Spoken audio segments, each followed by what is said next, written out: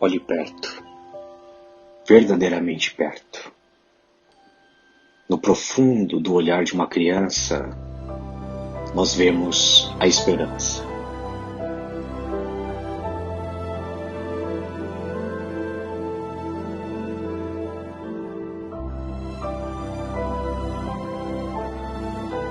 Seja quem ela for, aonde ele vive, se nossa primeira ação for a imposição de um dogma, então não somos líderes humanos e humanitários.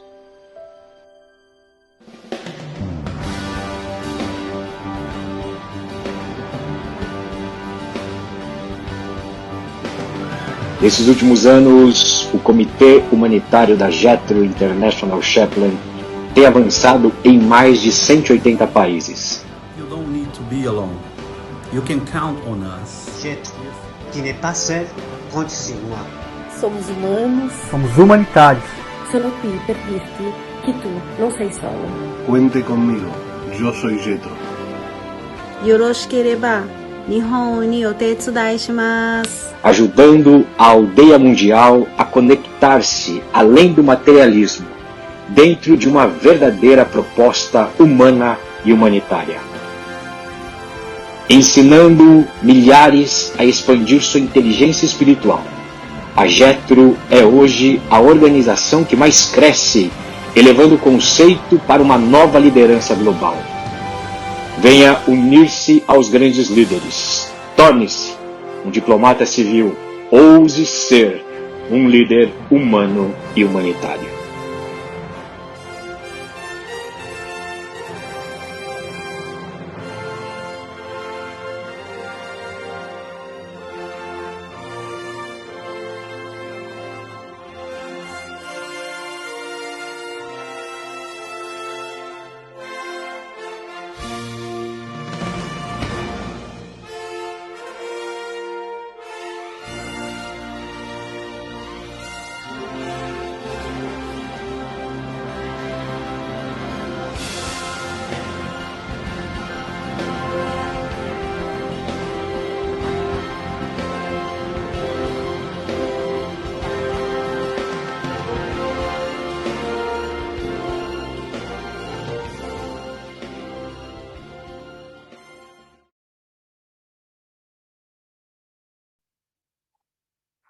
Estou sendo ouvido aí? Boa noite. Boa noite, estamos ouvindo em alto e bom som. Muito bem. Antes de tudo, gostaria de agradecer pela oportunidade de estar aqui, a Jethro e a todos os envolvidos num trabalho grandioso que cada vez mais se mostra necessário no mundo, ao redor do globo terrestre, que é esse trabalho de aconchego, de acolhimento das necessidades verdadeiramente humanas. É isso que temos visto nos diversos temas apresentados aqui pela Jethro e pelos seus associados, companheiros, colaboradores. E aqui estou eu para, mais uma vez, enfrentar esse desafio de honrar esse compromisso, esse posto, essa posição difícil, mas honrosa que a Jethro assumiu e tem cumprido com esmero até aqui. O tema sobre o qual pretendemos discorrer hoje, que é a droga-adicção, é altamente preocupante, dentre outros tantos ao redor do mundo, mas por conta da condição epidemiológica que já assumiu atualmente no mundo. Não é mais um caso isolado aqui ou ali, não é problema de um país ou de outro do mundo, é um problema que afeta o globo terrestre. Todas as nações, todos os povoados de maneira geral, estão sofrendo com esta grave incidência do uso, do consumo, da venda, do tráfico de drogas. O primeiro ponto que nós gostaríamos de considerar aqui, até porque eu coloquei com alguns tópicos, não é?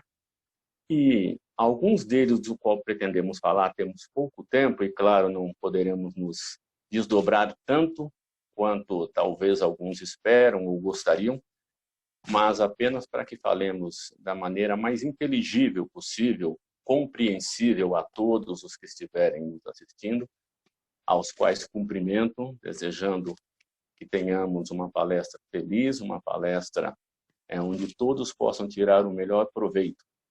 E antes de tudo, estou aqui não com a intenção de ensinar, mas de compartilhar com todos vocês que nos assistem nesse momento alguns aprendizados e, por que não, aprender algo mais que eu ainda não tenha aprendido. É esse meu objetivo. Eu sou um estudante da psicologia, sou um estudante da pedagogia, um estudante das ciências humanas em geral, e nós estamos sempre, até o fim de nossos dias, aprendendo. Então, alguns dos tópicos que pretendemos abordar é o conceito de dependência, são as influências biopsicossocioculturais, suas causas e seus impactos, para a dependência, alternativas para tratamento e políticas públicas. Esperamos conseguir discorrer sobre esses 4 tópicos, pelo menos de maneira satisfatória, uma vez que eu imagino que os que estejam nos ouvindo têm imensa curiosidade e necessidades urgentes de algum auxílio, se não para a pessoa próxima, para alguém que conheça e por quem tenha algum apreço. O que seria nós falarmos sobre dependência?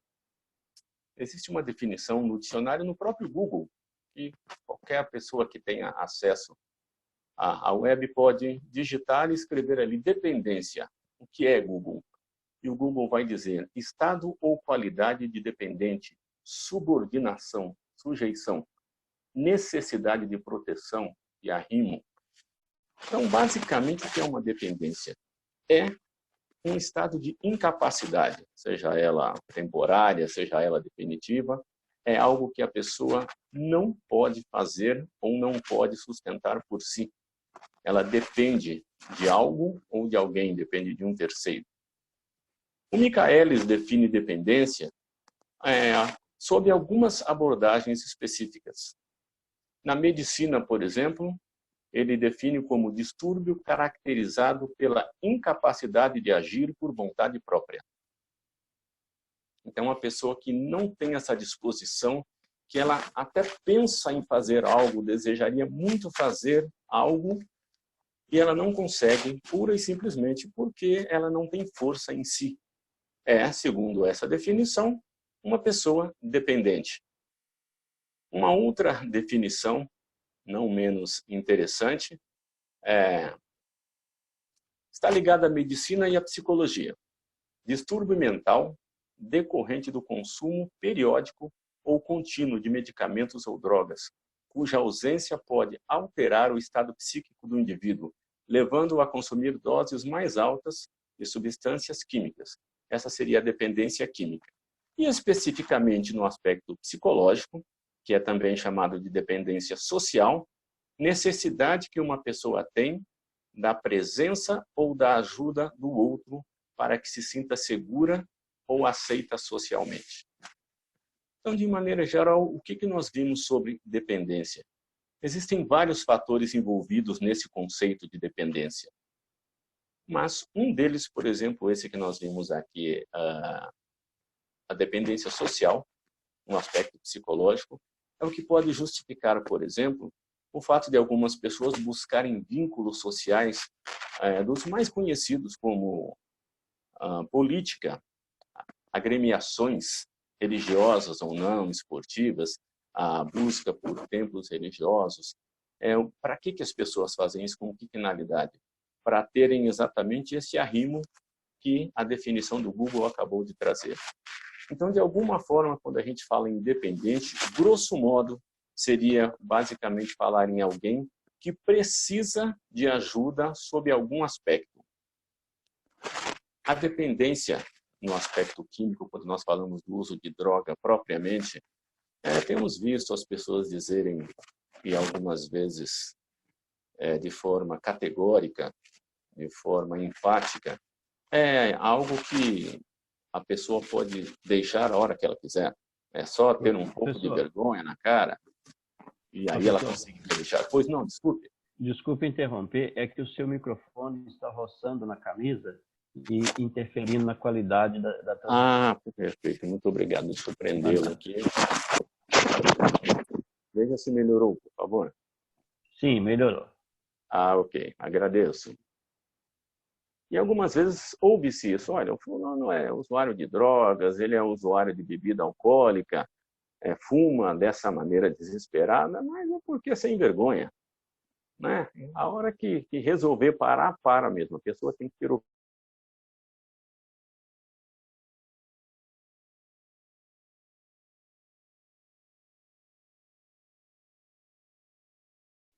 Professor, está sem áudio.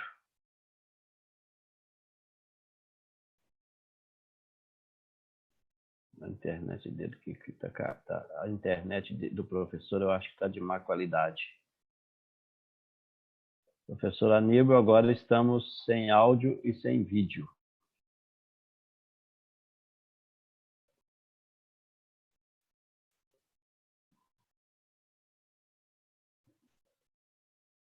Vamos aguardar o professor Aníbal restabelecer a comunicação.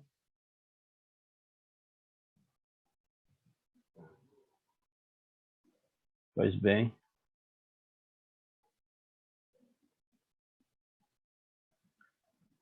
Está se reconectando. Ok, professor. Agora liga o áudio, professor. Professor Aníbal, por favor. Oi. Agora sim, restabeleceu. Chegou o áudio, né? Sim, nós ouvimos até o ponto. Ok, nós ouvimos até o ponto que o senhor falou da dificuldade que a pessoa tem de se desvincular da dependência, que às vezes algumas pessoas falam que basta querer. Basta querer, perfeito.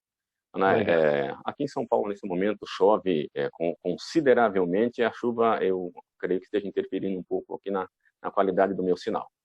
Mas vamos lá, então, ali de onde paramos, muito obrigado pelo auxílio.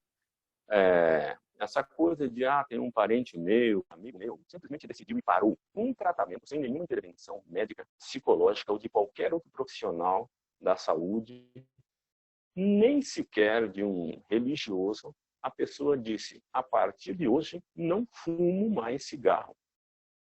Jogou o último cigarro no lixo e não fuma mais. Eu conheço pessoalmente. E achei maravilhosa a atitude. Aliás, uma escolha saudável para o bolso e para o organismo da pessoa. Mas essa pessoa, lamentavelmente, ela representa estatisticamente um número ínfimo, irrisório, pessoas que lutam contra algum tipo de dependência. Então, essa coisa da personalidade, tem que ter personalidade, chegamos a ser cruel com algumas pessoas quando nós levamos a elas esse discurso. Não é por aí o nosso caminho. A grande maioria das pessoas, de alguma forma chamado também de adictos, essa coisa da droga-adicção, inclusive esse termo é um pouco discutível, né? Durante algum tempo ele foi discutido como inadequado para o uso. A própria medicina, a psiquiatria, levou um tempo para assimilá-lo, mas por força do uso acabou entrando na literatura e hoje é comumente utilizado, embora em algumas situações ainda discutível. Mas o que é essa droga-adicção? É a pessoa que adiciona a droga à sua vida, que passa a viver ligado à droga de forma indesejada, na maioria das vezes involuntária, que é isso que é a dependência. Então, para avançarmos um pouco, conseguimos ainda chegar aos outros termos que estamos ali esperando, eu gostaria de diferenciar um pouco a dependência física da dependência comportamental ou psíquica. Estou sendo ouvido? Está Estou sim. sendo ouvido? Está sim. Tô vendo a minha conexão aqui, ela tá... não tá boa realmente a conexão, mas estamos ouvindo, um pouco picotado, mas estamos ouvindo. A imagem aqui está ruim. Voltou a imagem agora? Voltei? Cada um tem recepção de acordo com o local que está, então não dá para eu falar para todos, mas vamos continuar. Ah, sim. Bom, eu consigo prosseguir por aqui. Eu estou me vendo no monitor aqui e eu espero que essa seja a condição de todos os presentes. Prossigo? Prossiga, por favor. Obrigado. Então, a dependência física, especificamente, existe uma definição um pouquinho diferente entre a dependência física e a dependência comportamental. É apenas no campo teórico, né? Porque na prática a gente vai ver que não é tão simples distinguir uma coisa da outra. Dependência física é um estado de adaptação do corpo manifestado por distúrbios físicos, quando o uso da substância é interrompido. O que é uma dependência física? É aquela pessoa que tem manifestações físicas quando ela é privada da substância que normalmente ela faz uso involuntário, um uso de forma dependente, propriamente dito. Um exemplo disso, o alcoólico, a pessoa que tem o hábito de beber desenfreadamente. Quando ela fica sem o álcool, o que acontece? Tremores, né? Normalmente ela tem aquela sudorese, ela fica num estado de perturbação muito grande, tremendo a mão. E se ela não tiver acesso ao álcool, o que é que ela fez? Doméstica, ou ela bebe perfume, desodorante, qualquer coisa que ela saiba que tem um pouco de álcool. E o que acontece logo em seguida? Ela se estabiliza, né? Aquela característica física desaparece. Então é uma forma extremamente agressiva, mas é onde se percebe uma característica de dependência física. Já essa chamada comportamental, ou dependência psíquica, é uma que está mais ligada à obtenção do prazer. E não são só as drogas ilícitas aí, né? O uso de medicamentos, por exemplo, é muito mais recorrente do que gostaríamos que fosse. Os profissionais da área gostariam, por exemplo, o uso indiscriminado sem orientação médica de anfetaminas, de ansiolíticos, de antidepressivos. E isso, na verdade, está ligado à busca da obtenção de prazer, à sensação de prazer, né? A liberação da dopamina, essa substância que nos causa essa sensação de bem-estar. Então, inicialmente, as duas parecem diferentes, mas é complicado linear para se diferenciar uma coisa da outra. Na prática, cada vez menos usual se diferenciará essa aqui é uma dependência física, essa aqui é uma dependência psíquica. Elas se entrelaçam. E isto é o que se tem visto nos consultórios médicos, na busca por serviços de saúde, na rede pública principalmente, e nós estamos falando, pelo menos em termos de Brasil, na sua grande maioria da população de baixa renda, na população com dificuldade de acesso à educação, a informações, né, que as protejam, e esse grupo de pessoas cuja realidade nós ouvimos constantemente nos noticiários, infelizmente. Estou sendo bem ouvido aí. Tá? Um dos fatores que eu gostaria muito de dizer, já entrando no segundo tópico, são as influências biopsicossocioculturais, as causas e impactos disso. O que são essas influências biopsicossocioculturais para o uso ou para a droga-adicção? Na verdade, nós estamos aí somando, aglutinando 4 termos. O primeiro deles, o biológico, que nós pretendemos com isso focar um pouco mais a questão genética, a questão hereditária.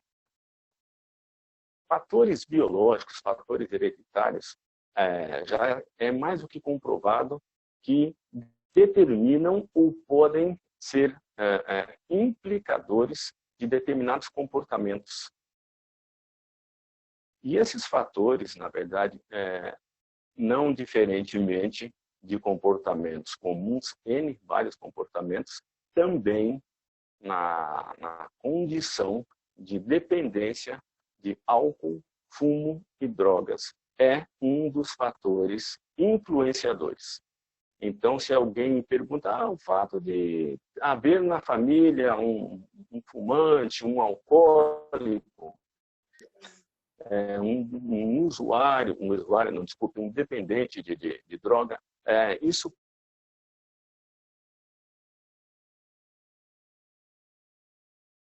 Perdemos o som, professor.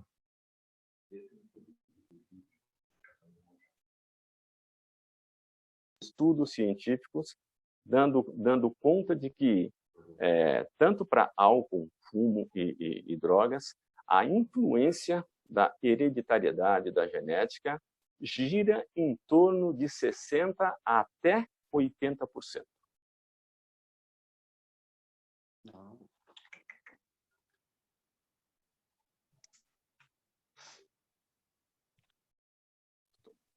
Estou sendo ouvido? Sim, professor, está. Sim, sim.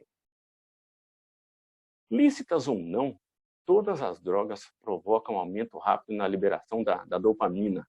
Isso, inclusive, é uma informação do Drauzio Varela no site dele, mantido pela UOL. E eu gostaria de citar isso aqui, inclusive, porque é algo que é dito com bastante propriedade por ele, que tem obras escritas, publicadas, e que deixou bastante claro o efeito prático, o efeito pragmático do uso de drogas. Nos diz o Drauzio Varela, lícitas ou não, todas as drogas provocam um aumento rápido na liberação da dopamina, que é um neurotransmissor envolvido na sensação de prazer. O prazer intenso dá origem ao aprendizado associativo, que é o quê? Aquele tripé, né? Droga, prazer, droga. E isso constitui a base de condicionamento. Isso é uma linguagem da psicologia que significa o quê? Esse condicionamento. Não é aquela coisa que acontece até com os animais, que é você ter acesso a algo que causa prazer e você ter uma recompensa, né, para você obter novamente aquele objeto do prazer. Então, é uma busca, normalmente isso, né? No caso, se considerarmos a droga como objeto de prazer, é isso, é o uso da droga, aí o prazer que ela dá e a busca pela droga novamente. Então, basicamente, sem muito aprofundamento teórico, seria essa questão que nós chamamos de condicionamento. E a pessoa passa a fazer aquilo repetidamente e já não passa mais pelo crivo do pensamento. Amplos estudos com gêmeos mostram que o risco de abusar das drogas é hereditário em até 60% dos casos. Isso publicado recentemente no jornal El País, demonstrando, mais uma vez, como já havia dito o professor Drauzio Varela, essa variabilidade. Nós temos estudos que demonstram variações na influência da hereditariedade que chegam até a ordem dos 80%. É extremamente singular e importante essa influência que a hereditariedade traz. Isso, então, seria no aspecto biológico, como eu disse, né, tratando das questões biopsicossocial. Deixa eu interromper aqui para eu fazer uma pergunta, amigo. Há algum momento em que haja perguntas, eu paro, interrompo, ou eu vou dizer tudo e eventualmente surgem após? O senhor vai dizer tudo, no final a gente abre para perguntas. Ok. O aspecto psicológico, propriamente. As questões ligadas à formação mental, personalidade, traumas vividos ou herdados pela pessoa, por exemplo, são alguns dos elementos no campo psicológico que podem favorecer a condição da adição. Então, no aspecto psicológico, não é pura e simplesmente, como eu ilustrei há pouco, alguém dizer, não, o uso de drogas é falta de vergonha na cara, isso é falta da pessoa tomar um belo saculejo, né, ou tomar um corretivo das autoridades, e aí ele vai aprender a viver sem o uso de drogas. E a coisa né, já está mais que comprovada que não é nada disso. No momento, por exemplo, quando se vai começar uma psicoterapia, no momento da anamnese, que é essa ferramenta que o profissional que vai conduzir a psicoterapia utiliza, ele traz uma porção de perguntas que envolvem desde o período da gestação do indivíduo até as experiências mais recentes dele. E por que isso é importante? O profissional, quanto mais informações ele tiver desse histórico do indivíduo que vai se submeter à psicoterapia, mais eficaz será, né, ou se pretende que seja, esse tratamento. Então, tem influência a maneira como foi conduzida, como se passou a gestação da mãe daquele indivíduo? Seguramente, o parto propriamente dito, como foi, né, um parto tranquilo, foi um parto com algum tipo de dificuldade, a criação, a amamentação desse indivíduo, ele era muito afoito para mamar, ele dormia segurando o peito da mãe, ele era tranquilo, ele era sossegado. São anotações que o profissional vai fazendo e vai formando ali os elementos que ele vai utilizar para, no tratamento psicoterápico, ele conseguir o caminho mais adequado para a situação que ele vai verificar, vai observar daquele indivíduo. Então, o aspecto psicológico também tem, sim, uma influência considerável. No social, fatores como etnia, condição socioeconômica, histórico social familiar, grupos sociais de pertencimento, são alguns dos fatores sociais influentes. A etnia, por exemplo, a gente percebe em dados estatísticos e o que a gente vê publicado, há muita diferença entre a quantidade de jovens, principalmente, que são o alvo mais proeminente da drogadicção. A grande massa desses jovens são de baixa renda, pouco acesso à educação, à informação. A grande maioria, também isso há estudos que demonstram, de origem afrodescendentes, de pele morena, parda, é um termo que não é politicamente correto, mas se usa, ainda vejo isso na literatura, infelizmente. E são basicamente essas características do ponto de vista étnico, né? A condição socioeconômica, como eu disse, baixa renda, histórico social familiar, são vítimas de famílias, são oriundos, desculpe, de famílias com demandas das mais variadas, com casos de violência, discussões, desentendimentos, e esses fatores naturalmente, verdadeiramente influenciam consideravelmente também. Então, a gente vai vendo que é uma soma de fatores. Não dá para a gente dizer, olha, esse fator por si só determinou que determinada pessoa se tornasse um drogadicto, um dependente químico. Não é possível se fazer essa determinação sólida, definitiva e única. É uma soma de fatores. E tem ainda o cultural. Valores e crenças gerais fazem parte da formação geral de um ser humano. Há culturas, por exemplo, nas quais um homem deve ser fumante e alcoólico, tem que beber mesmo, para ser considerado digno de respeito. O cidadão que não bebe, não fuma, não é homem. Isso é cultural. Então, a pessoa já cresce, o menino, o garoto cresce sabendo que ele vai ter que aprender a fumar e a beber.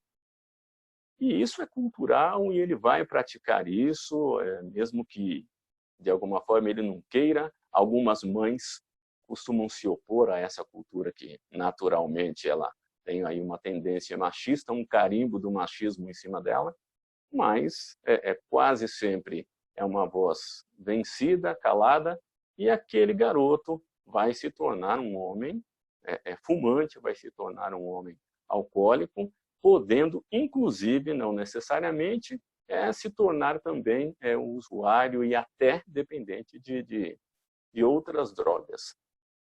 Em algumas situações, a gente está falando aqui de influência cultural, em algumas práticas religiosas, por exemplo, homens e mulheres se utilizam de cachaça ou de outra bebida alcoólica forte e se utilizam de fumígenos, como charuto, cigarro, cachimbo, durante suas cerimônias. Isso é também cultural. Oh, peraí, professor, mas isso quer dizer que só pelo fato da pessoa utilizar aquilo nas suas práticas religiosas, ele vai se tornar um dependente? Não, de forma alguma. Mas nós estamos falando de elementos que se somam a outros e podem favorecer a condição que nós temos visto de várias pessoas terem chegado à dependência, à condição de dependente químico. Então, essa soma de fatores são aí, basicamente, o que eu chamei de biopsicossocioculturais. Né? Basicamente, são fatores que dificilmente se foge deles e, lamentavelmente, contribuem muito para essa, desculpem, para essa situação que temos visto mundo afora, onde as pessoas continuam se tornando altamente, cada vez mais vulneráveis e consumidores de drogas das mais diferentes espécies. Após a Segunda Guerra Mundial e até o início da década de 1980, fumar era uma questão de status, empoderamento, emancipação, autonomia. Eu me lembro quando garoto daqueles comerciais de cigarro, eram coisas lindíssimas. Eu não vi a hora de eu crescer um pouquinho mais e conseguir o meu primeiro cigarro, né? Mas mamãe foi muito atenta, nunca deixou que isso acontecesse. Então, assim, sou um dos poucos privilegiados na minha família que não tiveram contato com o fumo. Minhas irmãs são fumantes e lutam com isso até hoje, e não é realmente um hábito fácil de se livrar dele. Está entre os mais difíceis, inclusive. E eu nunca tive contato com o cigarro. Então, me sinto agraciado por isso até, mas isso foi uma condição que também depende de soma de fatores. Nós temos que levar em consideração a realidade que cada uma dessas pessoas que se tornam drogadictos enfrentaram, sofreram para chegar àquela condição. Gostaria de falar um pouco sobre alternativas para o tratamento. Como é que a gente lida com isso, o manejo disso, propriamente dito. Eu estou preocupado um pouquinho com o meu fone. A minha voz está sendo ouvida aí, companheiro, estou conseguindo chegar aí direitinho? Sim, professor, estamos ouvindo. Sim. Então tá. Volta e meia, eu tenho a impressão que o meu som se desfaz. Aliás, melhorou bem o sinal. Opa, que bom. Então, muito bem. Para o tratamento disso, os princípios da psicoterapia que funcionam mais, né? E isso eu estou falando especificamente já direcionando para a psicoterapia que é considerado assim um dos fundamentos inevitáveis. Isso estamos falando no caso de dependentes, especificamente aqueles que precisam de socorro, aqueles que estão numa condição de absoluta vulnerabilidade e perturbação orgânica por conta da utilização das substâncias que têm trazido esses prejuízos. Então, a psicoterapia é extremamente importante. E a psicoterapia de que falamos, mais indicada, é a terapia cognitiva comportamental. Existe também, e esses dados eu obtive no site do Ministério Público do Paraná, que estaria à disposição para os que queiram buscar outros detalhes, muito importante, muito interessante. Então, ali informa sobre a terapia cognitiva comportamental, que vai trabalhar muito mais a questão de pensamentos automáticos, situações em que normalmente a pessoa não percebe e ela tem expressões, ela tem formas de construir pensamento que são negativas e, de certa forma, agressivas contra ela mesma e é em cima disso que essa terapia vai trabalhar para, né, desconstruir isso. A terapia com incentivos motivacionais, ao contrário do que alguns às vezes recomenda, há estudos que comprovam que essa terapia motivacional ela pode ser praticada, inclusive oferecendo dinheiro. Por exemplo, a um dependente, olha, se você fizer a terapia direitinho, for ao tratamento, no fim da semana, no fim do mês, eu te dou um valor X, sei lá, para você comprar o seu tênis, para você comprar aquele skate novo. É uma das formas. Ou eu vou te levar àquela viagem que você pretende. Enfim, alguma forma de premiação, isto é terapêutico também e sugerido pela literatura. E o mais conhecido, principalmente para a população de baixa renda, terapia de grupo, onde nós conseguimos ali aquela interação e a participação de outros com problemas semelhantes.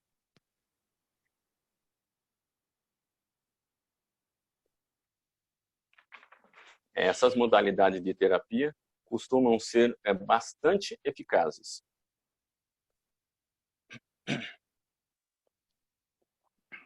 Então, além da psicoterapia, acompanhamento psiquiátrico, na maioria dos casos, o próprio psicoterapeuta vai saber se isso é ou não necessário e indicar isso ao sujeito que está ali procurando esse auxílio, né, se é necessário ou não ele procurar o auxílio do médico psiquiatra, que vai ali prescrever algum medicamento, muito provavelmente, que vai auxiliar, né, no equilíbrio psíquico e psiquiátrico daquele indivíduo, a fim de que a própria psicoterapia tenha mais eficácia. Senão, às vezes, ela se mostra inócua. Mudança de paradigmas é importante, de forma de pensar. Práticas de atividade física orientada, sem sombra de dúvida, é importantíssimo. E cuidados com a saúde, alimentação, sono adequado e procurar alternativas prazerosas, compensatórias. Então, o que acontece? Nós vivemos o tempo inteiro em busca do prazer. Então, ouvir uma boa música, procurar a dança para os que podem fazer isso, escrever, desenhar, fazer poesia, ir ao teatro, ir ao cinema, coisas dessa natureza, tanto quanto possível, procurar essas alternativas que provoquem, que estimulem o prazer do indivíduo. E sobre as políticas públicas, que gostaria de dizer, nosso tempo está bem avançado aí, né?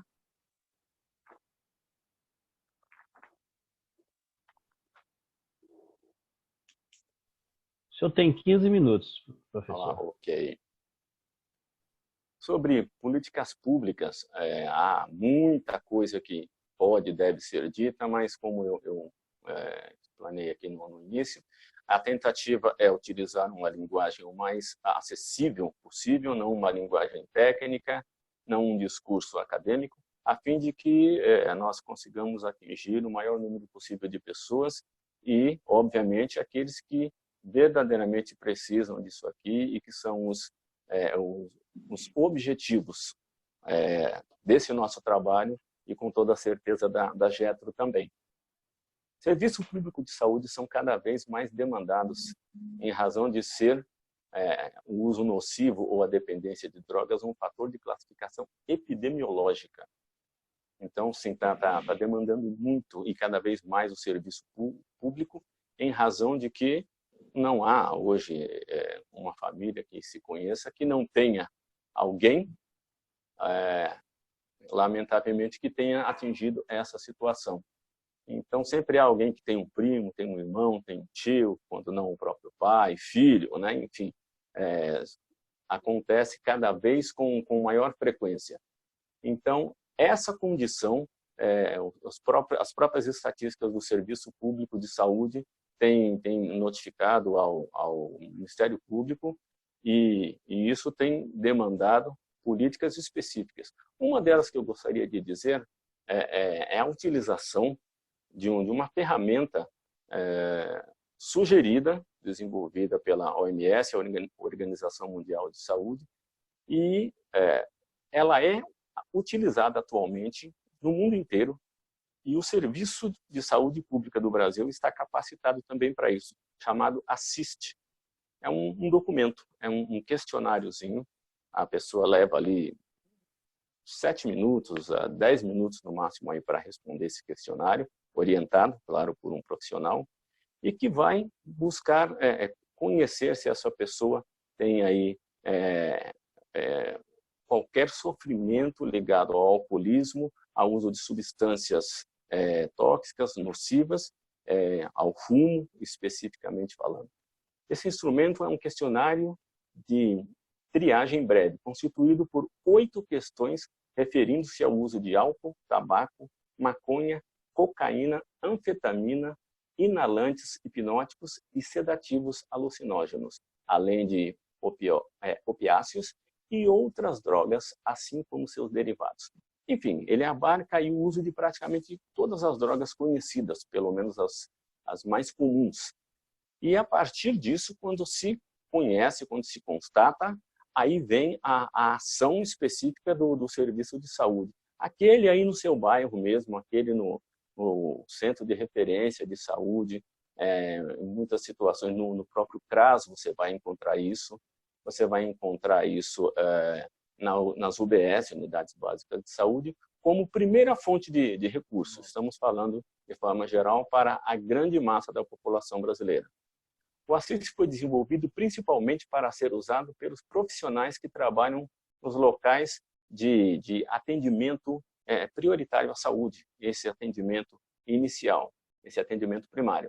Como, por exemplo, unidades de saúde, ambulatórios, em suas rotinas de trabalho. Nesses locais de atendimento é onde acontece o primeiro contato dos indivíduos, da família, da comunidade com o sistema de saúde.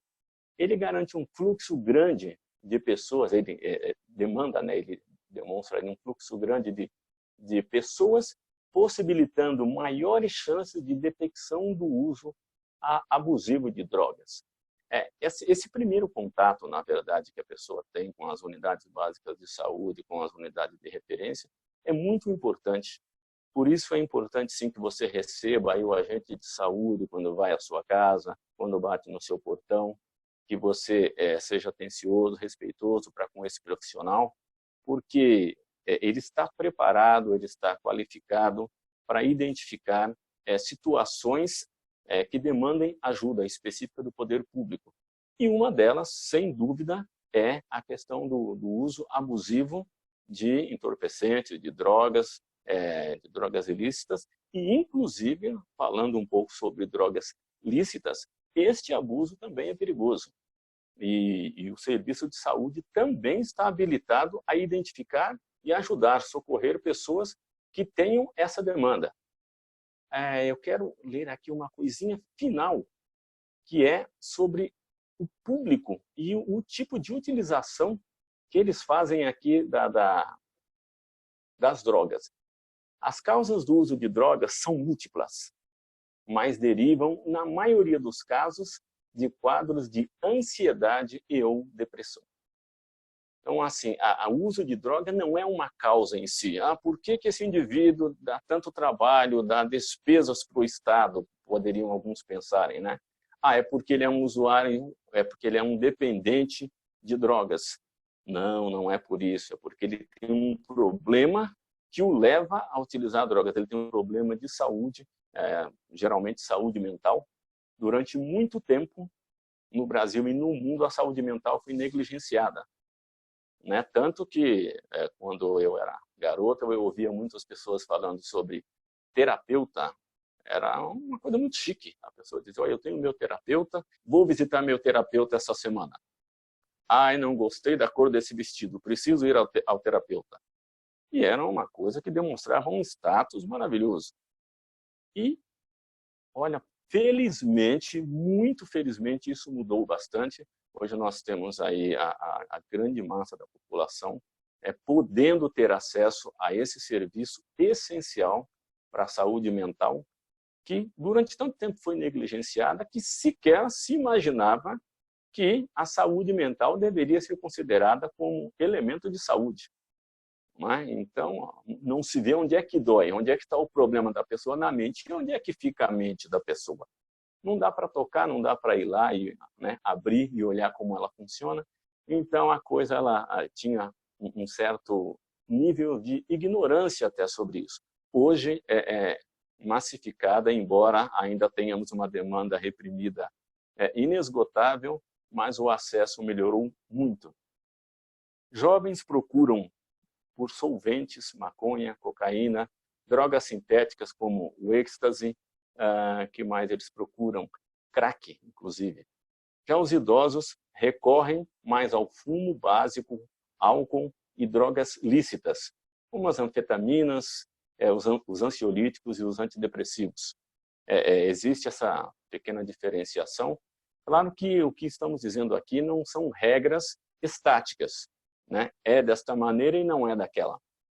São todos apanhados estatísticos que demonstram que a grande maioria dos jovens optam pelo consumo dessas drogas que aqui falei, e idosos que também há um grande número de idosos dependentes, químicos ou drogadictos, que se utilizam de drogas, inclusive algumas dessas que os jovens utilizam, mas a grande maioria são essas de que eu disse aqui, os medicamentos, as drogas chamadas lícitas.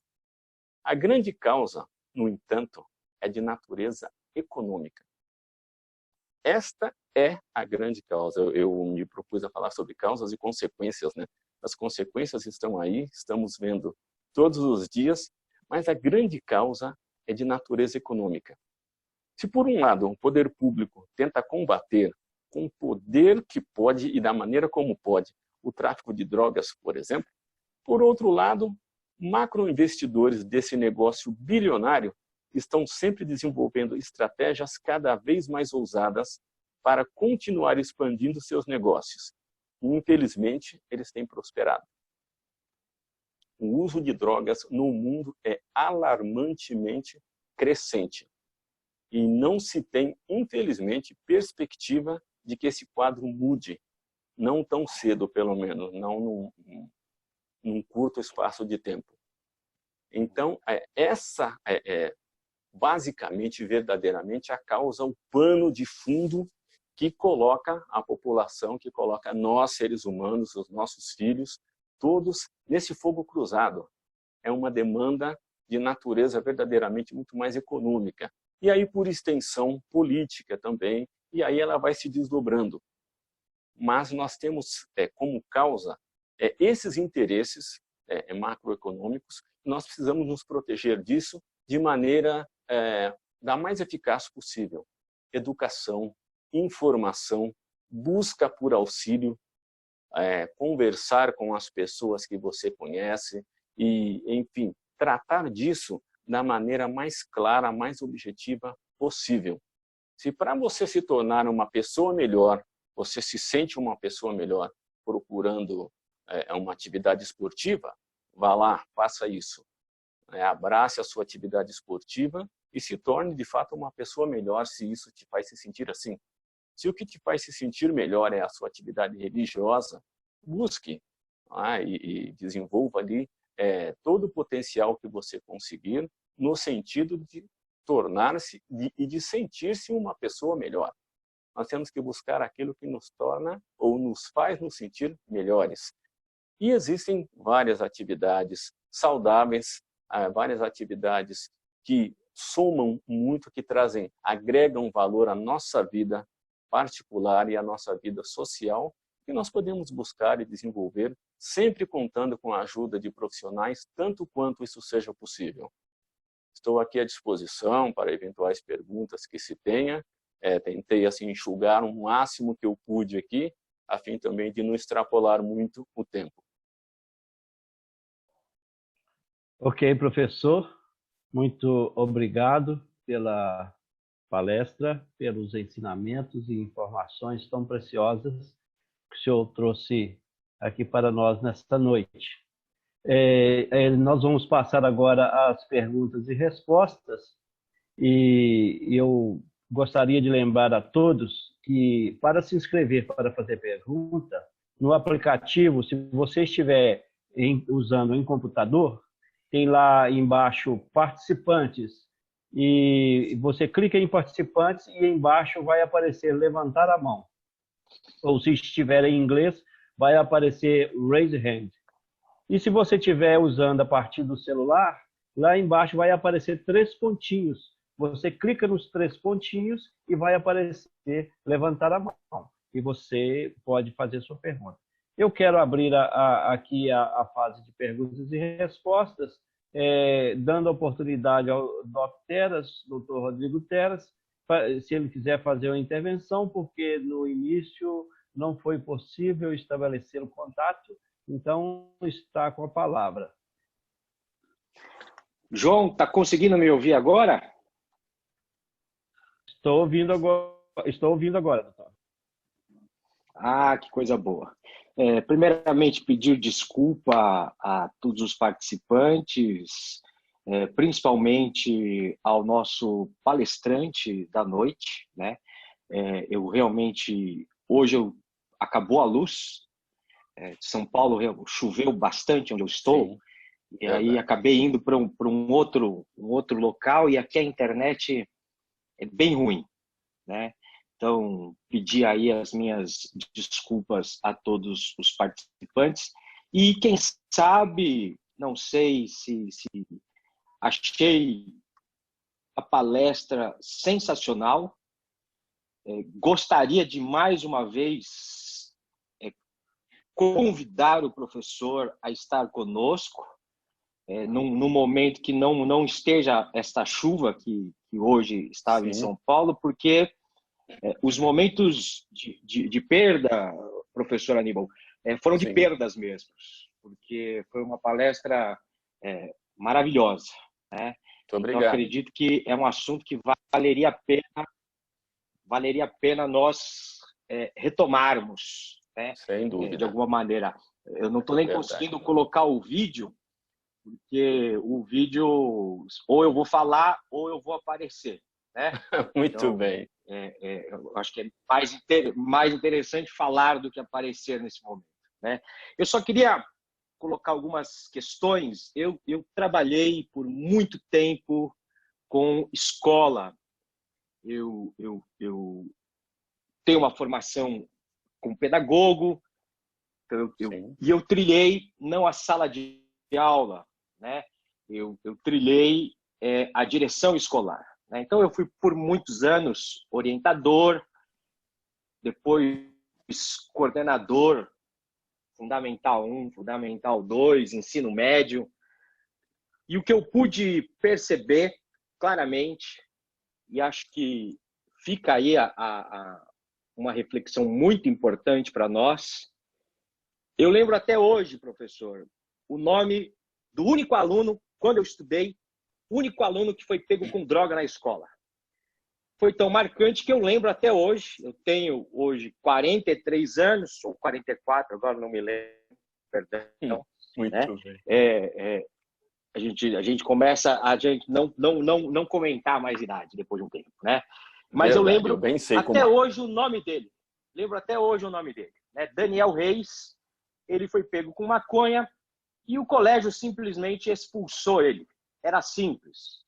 As escolas particulares resolviam a questão como era casos únicos, então você retirava aquele indivíduo do meio e ok. E aí estava resolvido o problema.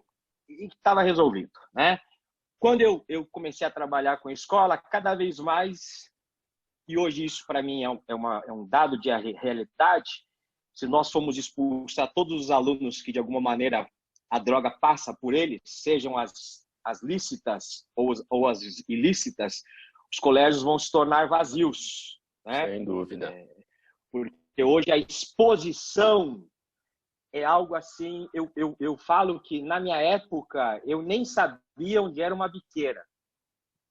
Quando eu era estudante eu não sabia onde era uma biqueira. Hoje você tem biqueira aqui na Avenida Paulista.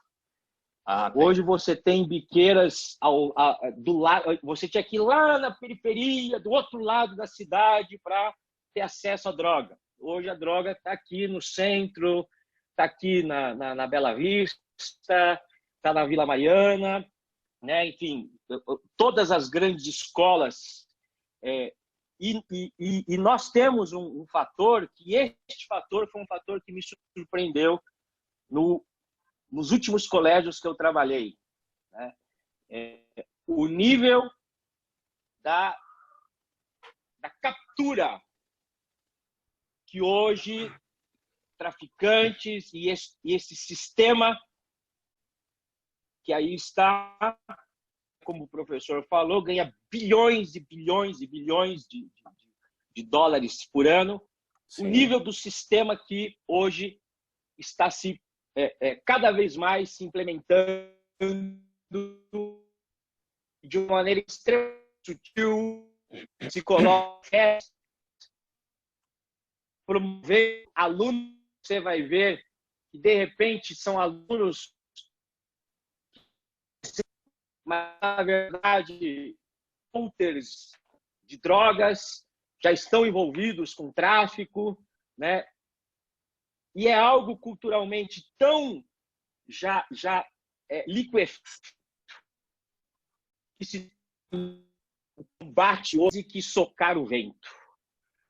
Porque não é mais os jovens de hoje, a cultura, o professor falou bem, a questão sociocultural, era quando você era flagrado fazendo algo de errado, era humilhante, era vexatório. Quando você ia ser suspenso na escola, você ficava arrasado.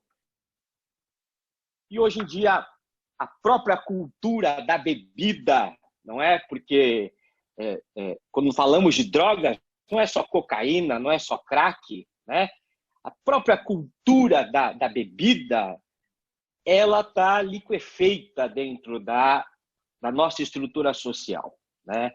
Então, correto. O combate à droga, para mim, passa muito mais não ao ataque direto ao tráfico de droga, mas ao entendimento, e esse entendimento tem vínculo direto com o prazer do ser humano. Perfeito. Enquanto que o prazer for tabu, enquanto que orgasmo for só processo sexual, né? Enquanto que orgasmo tiver apenas envolvimento ejaculatório, enquanto que centenas de mulheres não puderem ter acesso a uma estruturação digna de saúde do seu próprio corpo, né? Enquanto estas estruturas não existirem, que são para começarmos a entender qual é o prazer do ser humano, né? Enquanto nós não compreendermos que centenas de meninos estão tomando Viagra aos 18 anos, não é um, não é dois, não é três, são centenas de meninos. Por quê? Porque são bombardeados por pornografia, são bombardeados por centenas de apelos sexuais, que esse rapaz ele tem que ser o todo-poderoso, né? Ele tem que ter, perdão da palavra aí, ao choque das pessoas, mas ele tem que ter um pinto gigante, ele tem que ter uma potência gigante, ele tem que ser o gostoso do gostoso. Enquanto nós não pararmos e não percebermos que tudo está linkado,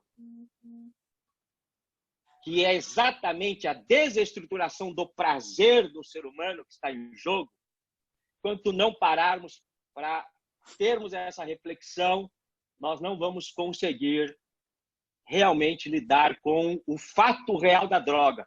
A gente vai fazer o que se faz. Vai lá, fecha a biqueira, ela fica fechada 20 dias, daqui 20 dias abre. E assim... Verdade. Para mim e para da Jethro, a espiritualidade passa pelo vínculo do prazer, passa pelo vínculo do sensorial, da percepção, da integração do ser humano. É o que nós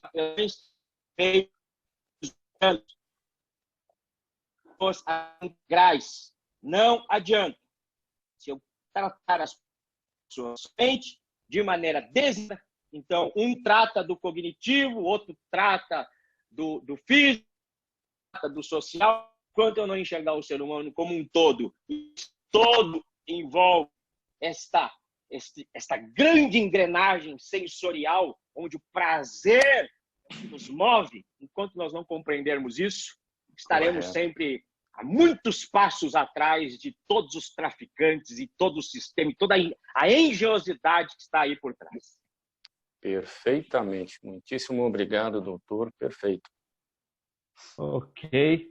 Passadas as considerações do doutor Rodrigo Teras, nós vamos às perguntas, conforme as inscrições, como já explicamos.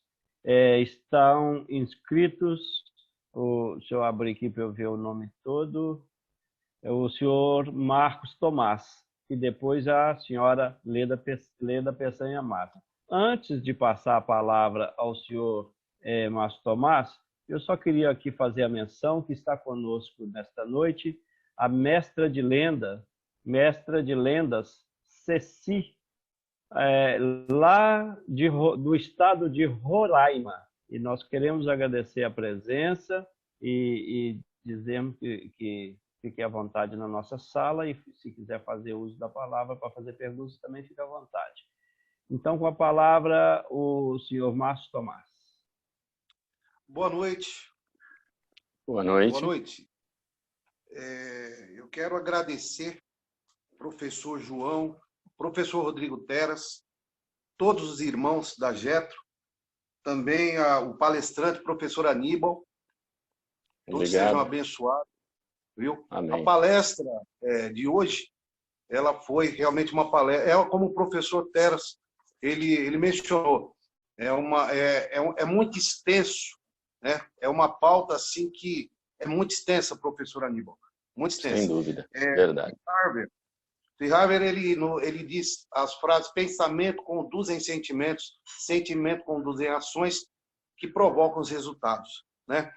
Então, dentro dessa palestra tão bem pontuada, a qual o professor colocou, embora nós entendemos, hoje eu posso dizer seguramente que a Getro ela tem sido uma escola, né? Eu trabalho com escola, sou professor, faço parte de escola já há quase 25 anos, e nós temos uma amplitude dentro desse quesito relacionado às drogas. Como o professor Teras mencionou, há quase 30 anos, se for buscar atrás, o maconheiro ele era expulso da escola, era tipo como maconheiro, né? Ele era conduzido como maconheiro. Era rotulado, inclusive, né? Exato. Os nossos princípios, desde de criança, que nós estamos na linha dos 49, né? Era justamente isso. A cultura nossa, a cultura não era a nossa cultura. Eu falo porque a Getro, ela dá essa possibilidade de nós nos colocarmos e realmente usarmos a nossa voz para poder mudar, né? É isso, professor. Sim. Então, nossa cultura em relação o homem ele tem que ser mais homem, se beber e fumar, né? No meu tempo, não. No meu tempo, se fumar, se apanhava, se beber, se apanhava, né? Então, tudo isso relacionado faz parte da cultura, faz parte todo esse contexto a qual o professor colocou, contexto social, contexto familiar, né? Sua pergunta, por favor, senhor Marcos. Tudo colabora. Oi. A sua pergunta, por favor. Professor João, a minha pergunta ao professor Aníbal é relacionado à questão de 80% genético e hereditariedade, professor. Essa pergunta o professor colocou, mas fica-se para uma dúvida relacionada a isso. Em qual ponto o professor chegou a esse entendimento que 80% é relacionado à hereditariedade e genética? Sim, tem estudos científicos que dão conta dessa variabilidade até esta amplitude de percentual. Assustador. Eu também fiquei assim estupefato quando vi. Posso, inclusive, postar aqui posteriormente. Não os trouxe no sentido de tentar ser mais breve a essas fontes especificamente. Mas nós temos, sim, e são todas fundamentadas em estudos científicos. Alarmante, na verdade, né? Bastante. Ok, muito obrigado. Posso fazer um adendo? Sim, breve, doutor Teres. Brevíssimo. Só para trazer uma afirmação deste dado, além dessa questão da droga, hoje a gente sabe, por exemplo, a capacidade de um ser humano de ser feliz, do seu biológico estar funcionando para que ele tenha um bem-estar, ter felicidade, 50% tem a ver com essa estrutura biológica. Então, achar que o cidadão é mais feliz na Califórnia do que no Acre, por exemplo, né? Isso é uma bobagem. Né? Isso é uma invenção. Né? 50% tem a ver com estrutura biológica, genética. Só para deixar o dado aí, mais um dado corroborando aí. Desculpe, aproveitando para eu responder aqui rapidamente, desculpa, o nome do nosso amigo que perguntou? Marcos Tomás. Marcos Tomás, está me ouvindo, Marcos? Está ouvindo. Está me ouvindo? Ah, sim, sim. Claro. Eu tenho um dado aqui do Jornal Brasileiro de Pneumologia, o volume 32 dele, número 6, em São Paulo, publicado em novembro e dezembro de 2006. Tem um trechinho que eu extraí desse material, que é absolutamente científico e incontestável nesse sentido, na licitude dele. Estudos epidemiológicos examinando as questões genética, ambiental, fatores individuais como desenvolvimento neurológico, concomitância com eventuais doenças mentais, suas interrelações e as respostas a determinadas drogas apontam para o fato de que a contribuição genética pode ter papel significativo no hábito tabágico e no uso de drogas, sendo possivelmente responsável por 40% a 60% da variabilidade do risco de início da adição. Alguns autores, e aqui é que chama a atenção, alguns autores estimam esta contribuição em mais de 80%. A manutenção da dependência parece ter uma contribuição da hereditariedade de cerca de 67%. Então, veja que é um jornal científico de medicina, especificamente, que traz essa informação assim, alarmante, que pode chegar a um número de 80%. O que nos leva a pensar que precisamos agir com urgência nas escolas, nos espaços onde tenhamos acesso aos jovens, porque esses jovens serão pais, e serão avós, e serão tios, e, enfim, isso seria um ciclo que nunca iria terminar. Ou, a julgar por esse dado, a chance de termos esse pico crescendo cada vez mais seria estratosférico. Ok, professor. Nós temos mais 2 inscritos.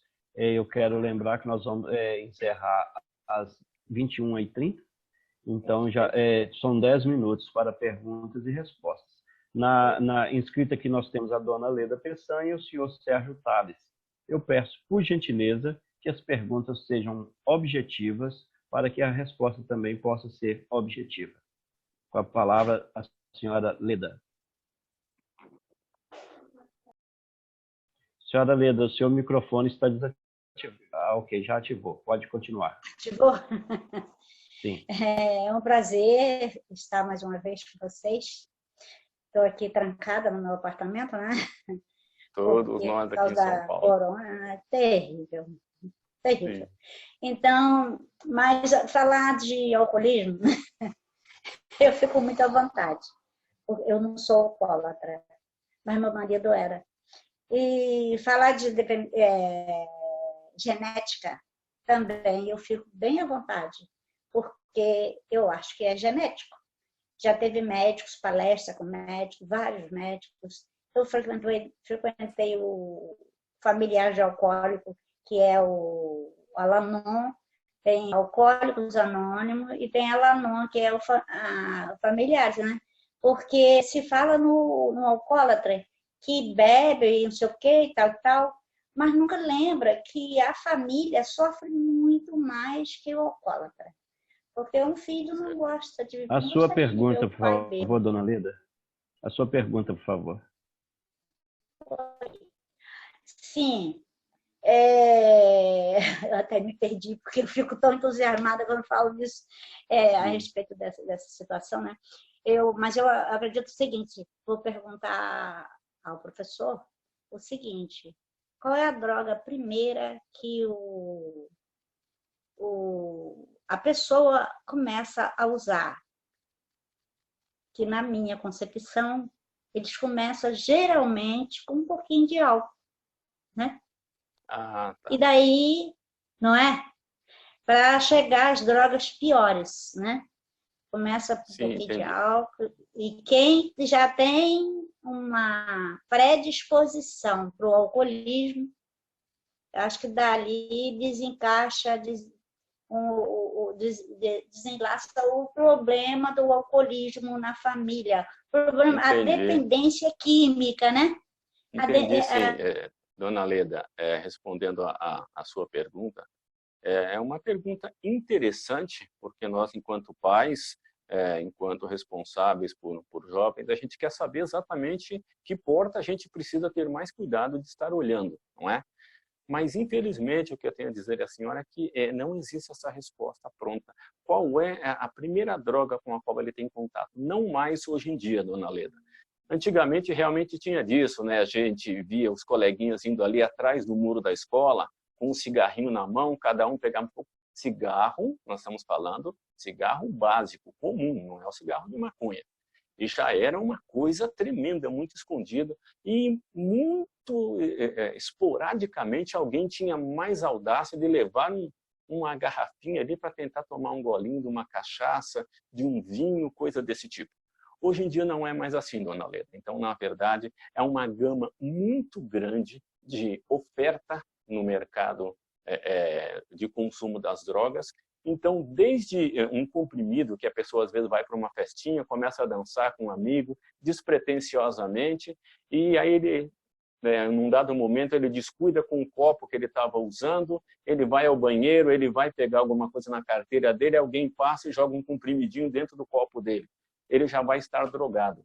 E, a partir dali, desencadeamentos 1000 podem acontecer. Mas, via de regra, dentro do ambiente familiar, né, dentro de algumas culturas, é dessa forma. Toma um golinho de cerveja aqui, não vai fazer mal nenhum para o menino. Uma fumadinha, acende o cigarro do pai aqui, meu filho. Ou, minha filha, acende o cigarro da mãe ali. E, lamentavelmente, essas crianças começam a ter contato com uma droga considerada lícita, mas que vão desencadear outras utilizações no futuro, né? Por causa das associações. Quase sempre a pessoa que é usuário de cocaína, por exemplo, ela linka isso com o uso de álcool. E aí nós teríamos que ter uma outra palestra para discutir um pouco melhor sobre essas associações. Mas o começo geralmente é assim como a senhora descreveu mesmo. Ok, professor, muito obrigado. Muito obrigado, dona Leda. Com a palavra agora o senhor Sérgio Tales, para fazer a sua pergunta. Perfeitamente. Bom, eu tenho uma questão, professor Aníbal, que é assim, vamos lá. Um dependente de crack, que já usa há muito tempo, né? E quando ele se torna absolutamente rebelde, né? Vamos lá, ele se torna uma pessoa destrutiva para ele próprio, para a família, para a vizinhança. E ele não quer fazer sei lá, ele já foi para a clínica, voltou, e ele se nega a passar por um novo tratamento. Essa internação involuntária, ela é permitida pela lei e qual a eficácia? Sim, muito boa pergunta. Sérgio, né? Sim. Então, seu Sérgio, muito boa pergunta, inclusive porque eu trabalhei durante algum tempo em clínica de reabilitação e eram algumas das demandas com as quais nós tínhamos que lidar. Então, primeiro, o senhor está se referindo à internação compulsória, chamada compulsória, que é realmente aquela situação em que não há mais o que fazer, o indivíduo está se destruindo e destruindo todos ao redor, né, a estrutura familiar, então ele tem que ser internado contra a vontade mesmo. Isso, na verdade, deve ser proposto, inicialmente procurado o auxílio no Ministério Público local, onde o senhor estiver, que tem ali a parte de atendimento ao cidadão. Muitos dos dados que eu falei hoje na minha palestra, inclusive, eu obtive no site do Ministério Público do Paraná. Se o senhor colocar ali no Google Ministério Público do Paraná, tracinho drogas, tem muita informação ali. E no seu Ministério Público local, o senhor é de São Paulo? Olá, seu Sérgio? Ah, sim, então. É um dos locais onde o senhor pode buscar auxílio para isso, para que se encaminhe o senhor a um serviço de suporte para ajudá-lo nessa tarefa, que de fato é conseguir a autorização para a internação compulsória. E isso é plenamente possível e, pelo que o senhor está descrevendo, necessário. Respondi? Muito bem, obrigado pela resposta, obrigado, Sérgio, pela sua pergunta prática e oportuna. Eu quero continuar aqui dando seguimento, porque nós temos um tempo a cumprir, né? E devemos ser disciplinados no nosso tempo, como bem aprendemos com o nosso querido JB. E então eu quero agora já entrar para as considerações finais.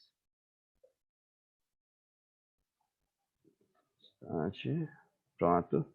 É importante tudo isso que foi colocado, e como também o senhor Marcos Tomás falou bem, a Jetro International ela tem buscado transformar esse espaço, ainda que virtual, em um espaço de troca de experiências, um espaço de troca de conhecimentos.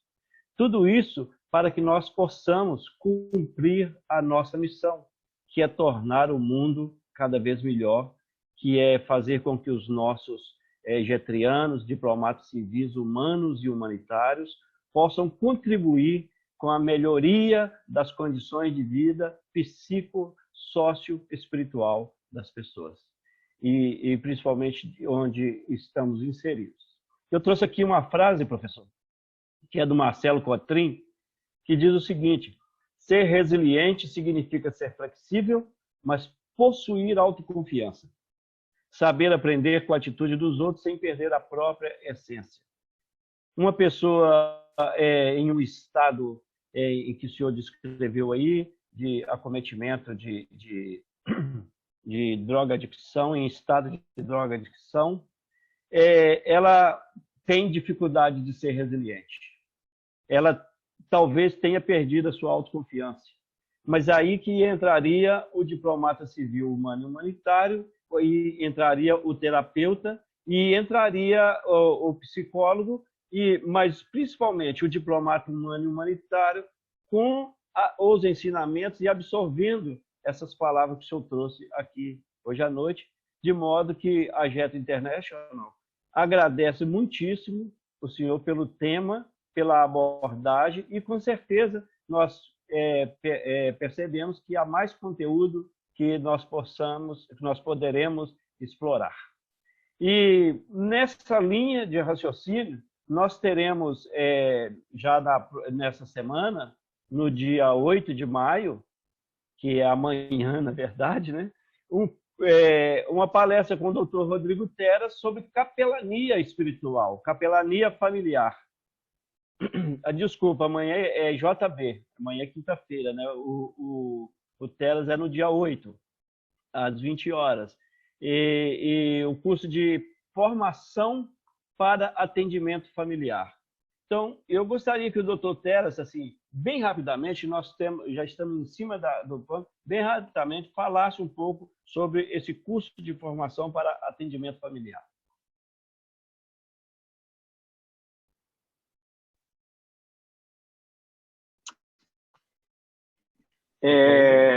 Nós vamos ter na sexta-feira, vamos dar o início a um curso para que a gente prepare capelães para atender famílias. Nós não queremos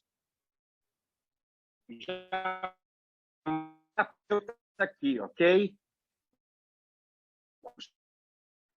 Tem uns cursos aí de coaching que estão formando dos terapeutas, né? Nós queremos formar a amplitude do capelão.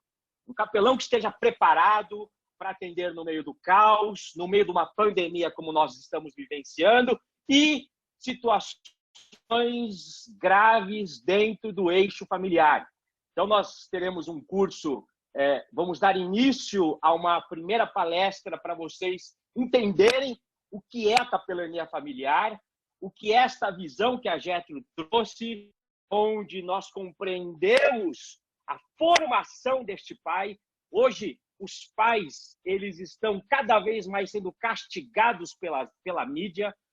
Você vê que tudo é culpa do pai, é o pai que não cuidou, é o pai que não fez, é o pai que não deu educação. Não é? Então, os pais estão sendo castigados e ninguém está se preocupando em acolhê-los e trazer uma formação verdadeira para esses pais. Então, nós capelães, nós diplomatas civis, nós estamos nos colocando e vamos começar essa formação. Então, você que tem interesse de ter este olhar, você que é getriano, você é obrigado a estar conosco. Não é um favor, porque mais do que nunca as palavras do professor ressoam nessa sala e ressoam na sociedade. Precisamos nos posicionar e a nossa posição como diplomata civil tem que ser junto à família, tem que ser junto desses que são os principais agentes para tirar o jovem, para impedir a criança de ir para esse submundo terrível que são as... Esteja conosco para começarmos, darmos o pontapé nesta maravilhosa, gigantesca, essa brilhante formação que vai ser de capelães que irão estar acolhendo famílias. Ok, obrigado, doutor Rodrigo Teles, pelas explicações. E como eu havia anunciado, nós ainda temos uma série de palestras. Neste mês de maio, estamos começando com essa de hoje. E também no dia 7, amanhã, agora sim, falando corretamente, peço perdão pelo meu deslize, amanhã nós teremos uma palestra com o doutor João Baptista de Oliveira, o nosso querido JB, com o tema Como se tornar um perito judicial, nova atividade, novos conhecimentos e nova fonte de ganhos. Importante falar em fonte de ganho nesta época que estamos vivendo de mudanças econômicas. Ladeando o doutor JB estarão o professor Gleibe Prete e o professor Paulo Canaã. No dia 8 de maio, como já dissemos, temos a palestra com o doutor Rodrigo Teles, capelania familiar. E também no dia 9 de maio, aí sim às 17 horas, estaremos novamente com o doutor Rodrigo Teles, com o tema Mentoreamento de Riqueza e Espiritualidade. Agradecemos